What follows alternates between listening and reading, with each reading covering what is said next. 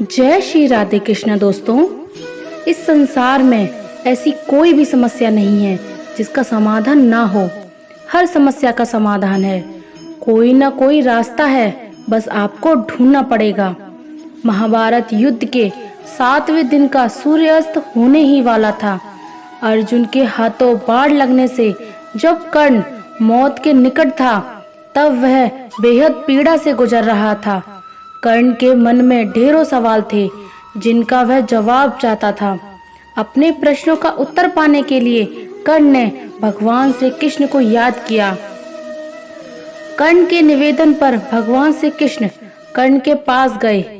श्री कृष्ण के समीप आते ही कर्ण ने कहा, प्रणाम वासुदेव, अच्छा किया आप आ गए। मेरे मन में कुछ सवाल हैं जिनका उत्तर मैं आपसे चाहता हूँ।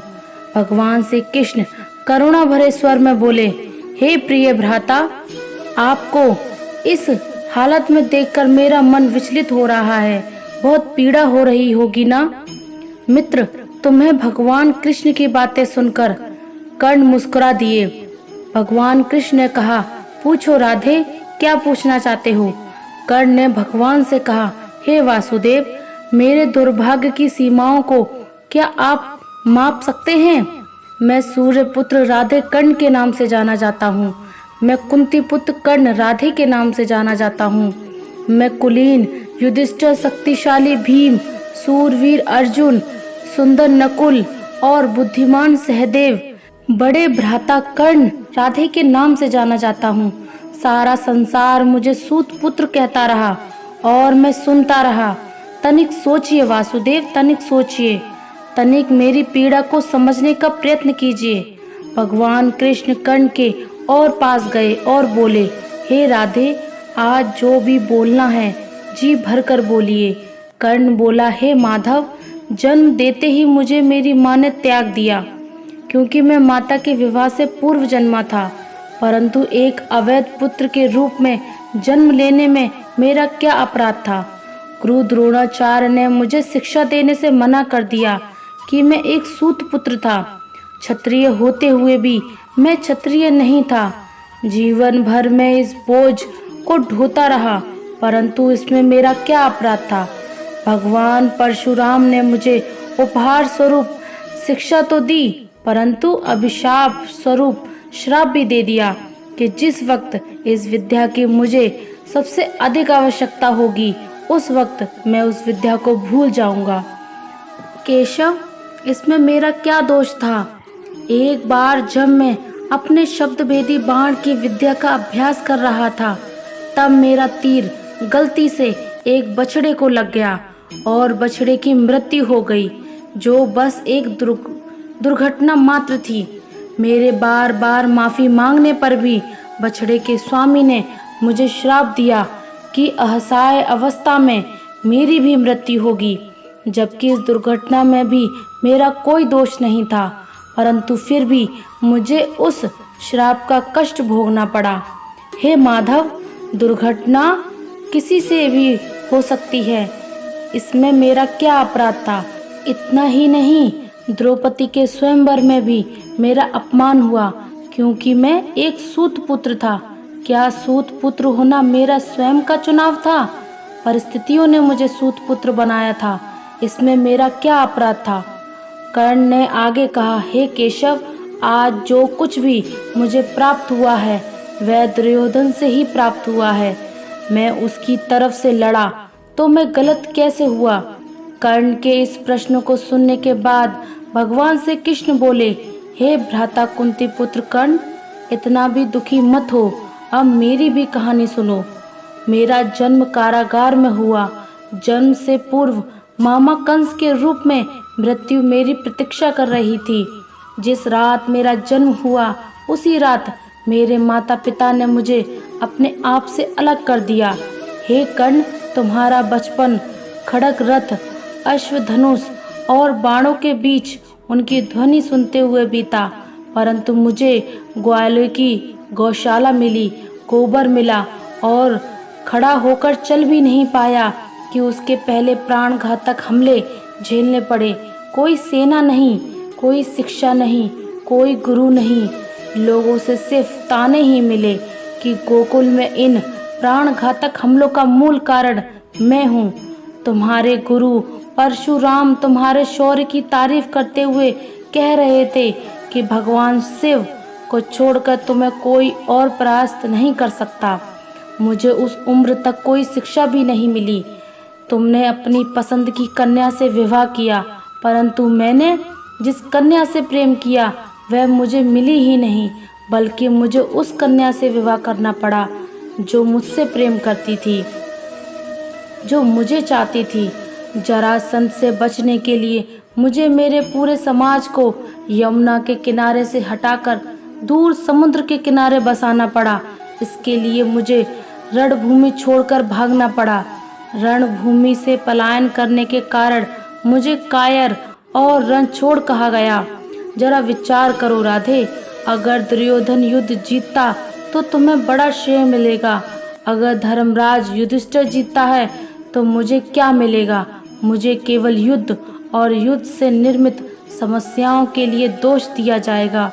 सब यही कहेंगे कि इस देव की पुत्र ने महाभारत करवाया है। हे राधे, जीवन हर किसी को चुनौतियां देता है।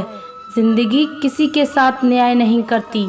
अगर दुर्योधन ने अन्याय का सामना किया है तो युधिष्ठिर ने भी अन्याय को भोगा है। भगवान श्री कृष्ण आगे कहते हैं, हे राधे, इस पूरी पृथ्वी पर कोई ऐसा व्यक्ति नहीं है जिसे ऐसा ना लगे जो कि उसकी समस्या सामने वालों की समस्या से छोटी है। हर किसी को ऐसा ही लगता है कि उसकी समस्या की पोटली सामने वालों की पोटली से बड़ी है, परंतु ये सत्य नहीं होता। हर किसी की समस्या अपने अपने स्थान पर बड़ी हुई होती है, लेकिन इसका मतलब यह नहीं है कि तुम गलत मार्ग पर चलकर समस्याओं का समाधान ढूंढने लगो, क्योंकि हमारी प्रकृति किसी को भी अधर्म के मार्ग पर चलने की अनुमति नहीं देती। और अगर कोई अपनी समस्याओं का समाधान पाने के लिए अधर्म के मार्ग पर चलेगा तो उसका हर्ष तुम्हारे जैसा ही होगा। कर्ण अपने जीवन से बहुत दुखी था। उसे लगता था कि उसका जीवन बेहद ही कष्ट से बीता हुआ है, परंतु जब भगवान श्री कृष्ण ने अपने जीवन की तुलना कर्ण के जीवन से की, तब कर्ण को समझ आया कि कृष्ण की समस्याओं के सामने उसकी समस्या कुछ भी नहीं है। अंत समय में कर्ण भगवान श्री कृष्ण का ज्ञान सुनकर बेहद तृप्त महसूस कर रहा था और शांत मन से कर्ण ने अपने प्राणों को त्याग दिया। युद्ध के दौरान कौरवों की ओर से पितामह भीष्म लड़ रहे थे और पांडवों का साथ भगवान श्री कृष्ण दे रहे थे। बहुत भयंकर युद्ध चल रहा था। कौरवों की सेना में हाहाकार मचा हुआ था। जब अर्जुन का बाण चलाया था तो रोज शाम को जब युद्ध समाप्त होता तो सब अपने अपने शिविरों में लौट जाते थे। पितामह भीष्म भी अपने शिविर में पहुंचते थे और जब भी वह वहां पहुंचते थे वहां दुर्योधन उन पर आरोप लगाने के लिए तैयार रहता था। दुर्योधन उनसे कहता था, पितामह, मुझे लगता है आप पूरी ताकत के साथ युद्ध ही नहीं कर रहे हैं। ऐसा लगता है आप हमारी तरफ से नहीं बल्कि उन पांडवों की तरफ से युद्ध कर रहे हैं। आप पांडवों का वध क्यों नहीं कर रहे हैं? रोज शाम के दुर्योधन यही आरोप पितामह पर लगाया करता था। एक दिन पितामह भीष्म युद्ध के बाद जब अपने शिविर में पहुंचे तो दुर्योधन ने आते ही उन पर आरोपों का लगाना शुरू कर दिया। पितामह भीष्म भी अब तंग आ चुके थे और उन्होंने गुस्से में प्रतिज्ञा ले ली, मैं गंगा पुत्र भीष्म कल युद्ध भूमि में उतरूंगा और पांडवों का वध करूंगा। इस धरती को निष्पाप कर दूंगा।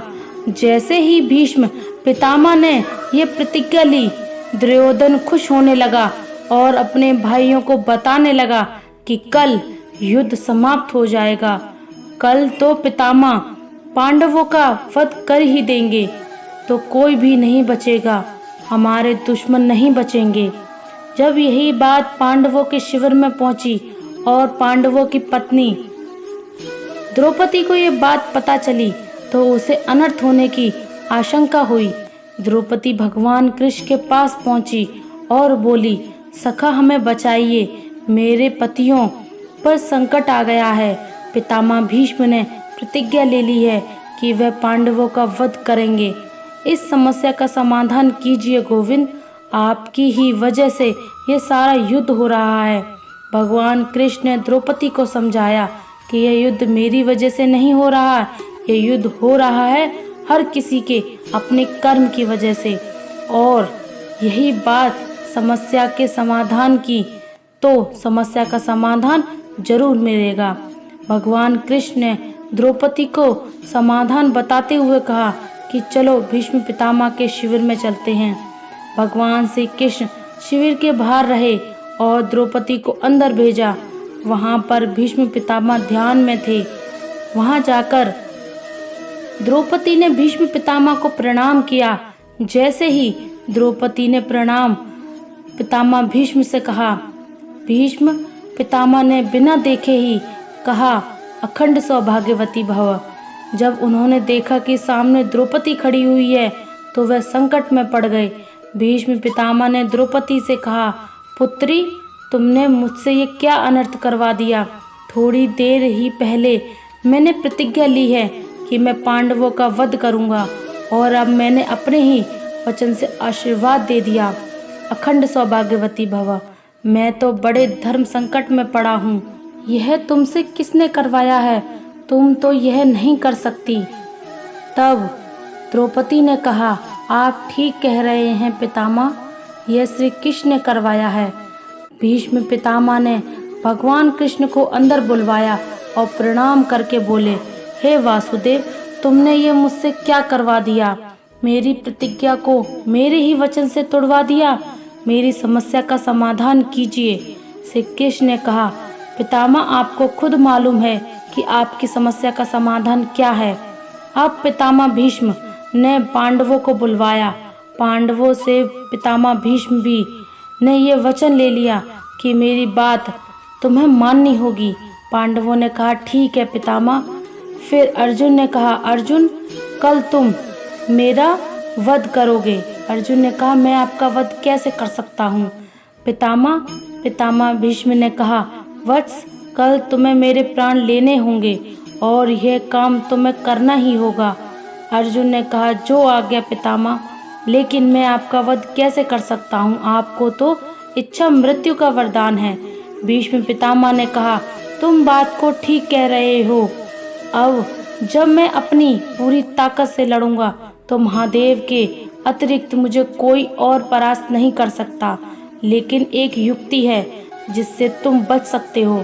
तुम मेरे सामने युद्ध भूमि में किसी नारी को लेकर आ जाओ। पांडवों ने कहा, पितामह, युद्ध भूमि में नारी कैसे आएगी? पितामह ने कहा, अब यह सब वासुदेव पर छोड़ दो। अर्जुन दूसरे दिन युद्ध में अपने रथ पर शिखंडी को लेकर आया और पितामह को बाणों की शैया पर लिटा दिया। भीष्म प्रतिज्ञा भी नहीं टूटी और पांडव भी बच गए। दोस्तों, ये छोटी सी कहानी बहुत बड़ी बात सिखाती है। पहली बड़ी बात सिखाती है कि जिंदगी में संस्कार सबसे बड़ी चीज़ है। हमें अपने संस्कार कभी नहीं भूलना चाहिए, क्योंकि संस्कार जिंदा रहेंगे तो हम जिंदा रहेंगे। और यही काम कौरवों की पत्नियां कर देती तो शायद कौरव भी जिंदा रह सकते थे। और दूसरी बड़ी बात कि जिंदगी में हर समस्या का समाधान है। यह सोचकर घबराना नहीं चाहिए कि अब क्या होगा। पांडवों की जिंदगी में इतने बड़े बड़े संकट आए, लेकिन महाभारत में हर संकट का समाधान होता चला गया। प्रिय कृष्ण भक्तों, जीवन बहुत सुंदर है, इसे और सुंदर बनाओ। मन ऐसा रखो कि किसी को बुरा ना लगे, दिल ऐसा रखो कि किसी को दुखी ना करें, स्पर्श ऐसा रखो कि किसी को दर्द ना हो, और रिश्ता ऐसा रखो कि उसका अंत ना हो। एक दिन शिकायत आपको वक्त से नहीं बल्कि खुद से होगी कि खूबसूरत जिंदगी आपके सामने थी और आप दुनियादारी में उलझे रहे। एक बार माफ करके अच्छे बन जाओ, परंतु दोबारा उस इंसान पर भरोसा करके बेवकूफ़ मत बनो। अपने तो वह होते हैं जिन्हें आपके दर्द का एहसास हो, वरना हालचाल तो राह पर आते जाते लोग भी पूछ लिया करते हैं। मेहनत का फल और समस्या का हल देर से ही सही पर ज़रूर मिलता है। जब आप दूसरों का अच्छा चाहते हैं तो वही चीज़ आपके जीवन में आपस में वापस आती है। यही नियति का नियम है। टूटी हुई चीज़ सबसे ज़्यादा तकलीफ देती है, जैसे भरोसा, दिल, नींद और सबसे बड़ी उम्मीद। इच्छा पूरी नहीं होती तो क्रोध आता है और पूरी हो जाती है तो लोभ आता है। इसलिए जीवन में हर परिस्थिति में धैर्य बनाए रखना श्रेष्ठ है। मदद लेने से सब लोग आ जाते हैं, परंतु जब आपको मदद की ज़रूरत होती है तो मदद करने वाला कोई नहीं दिखता। श्री कृष्ण कहते हैं, अच्छे कर्म करिए और भूल जाइए, समय आने पर उसका फल ज़रूर मिलेगा। तो दोस्तों, ब्लेड की धार बहुत तेज़ होती है, परंतु पौधे को काट नहीं सकती। हर इंसान की काबिलियत के अनुसार श्रेष्ठ होता है, इसलिए अपने आप को किसी और के साथ मत तोलिए। जब परमात्मा को आपसे प्यार होता है तो वे आपके लिए वही करते हैं जो आपके लिए अच्छा होता है, और तमाम उन लोगों को आपसे दूर कर देते हैं जो आपके काबिल नहीं होते। अपनी समस्याओं को कभी किसी के साथ शेयर मत कीजिए, क्योंकि ज़्यादातर लोग आपकी उन समस्याओं की परवाह नहीं करते और बाकी के लोग खुश हो जाएंगे कि आपके पास यह समस्या है। श्री कृष्ण कहते हैं, अगर कोई आपकी कीमत ना समझ सके तो निराश मत होना, क्योंकि छोटे व्यापारी को हीरे की परख नहीं होती। मौन और मुस्कान यह दो शक्तिशाली उपकरण है। मौन कई समस्याओं को हल करने का एक तरीका है और मुस्कान कई समस्याओं से बचने का। कोई भी इंसान ऐसे ही अपने आप को नहीं बदलता। जिंदगी में कुछ हादसे ऐसे होते हैं जो इंसान को बदलने पर मजबूर कर देते हैं। जिंदगी एक बार मिलती है, यह बिल्कुल गलत है। सिर्फ मौत एक बार मिलती है, जिंदगी तो हर रोज मिलती है। श्री कृष्ण कहते हैं, करने दो जो आपकी बुराई करते हैं। ऐसी छोटी छोटी बातें तो सिर्फ छोटे छोटे लोग ही करते हैं। सिर्फ धोखा देना ही धोखा नहीं होता, किसी के साथ अपनेपन का नाटक करना यह भी सबसे मोटा धोखा होता है। हिम्मत मत हारना दोस्तों, अभी आगे जाना है। जिन्होंने कहा था तुमसे नहीं होगा, उनको भी करके दिखाना है। तो दोस्तों, उम्मीद करते हैं आपको इस कहानी से एक अच्छी सीख मिली होगी। ये कहानी आपको कैसी लगी हमें कमेंट बॉक्स में कमेंट करके जय श्री कृष्ण लिखकर ज़रूर बताएं। जब तक हम अपने मन और अपने विचारों को अपने वश में नहीं कर लेते, जीवन में ऐसे हमें कभी कोई सुकून नहीं मिलने वाला और मन को शांति नहीं मिल पाती। अर्जुन ने अपनी दुविधा श्री कृष्ण के समक्ष रखी और पूछा, हे श्री कृष्ण, मेरा मन सब कुछ जानता है, सही और गलत, फिर भी मैं अपने विचारों पर नियंत्रण नहीं कर सकता। मैं बेचैन हो गया क्योंकि मैं जो करना चाहता हूँ वह नहीं कर पाता हूँ, और जो नहीं करना चाहता वह मेरा मन उसे पूरा करने के लिए मुझे परेशान करता रहता है। कृपया कर मुझे मानसिक शांति का मार्ग बताइए। तो श्री कृष्ण ने अर्जुन से कहा कि हे अर्जुन, उसके लिए तुझे अपने मन और विचारों से छुटकारा पाना होगा और इसे सही दिशा में ले जाने का अभ्यास करना होगा, और यही सिर्फ एक दिन में नहीं होने वाला। जीवन में मानसिक शांति तब तक नहीं मिल पाती जब तक तू अपने मन और विचारों को नियंत्रण नहीं कर लेता। दोस्तों, इस वीडियो से आपने कुछ भी सीखा हो तो कमेंट में जय श्री राधे कृष्ण अवश्य लिख दीजिए, और वीडियो को लाइक करके चैनल को सब्सक्राइब कर दीजिए और बेल नोटिफिकेशन आइकन को ऑन पर सेट कर दीजिए। धन्यवाद। जय श्री राधे कृष्ण।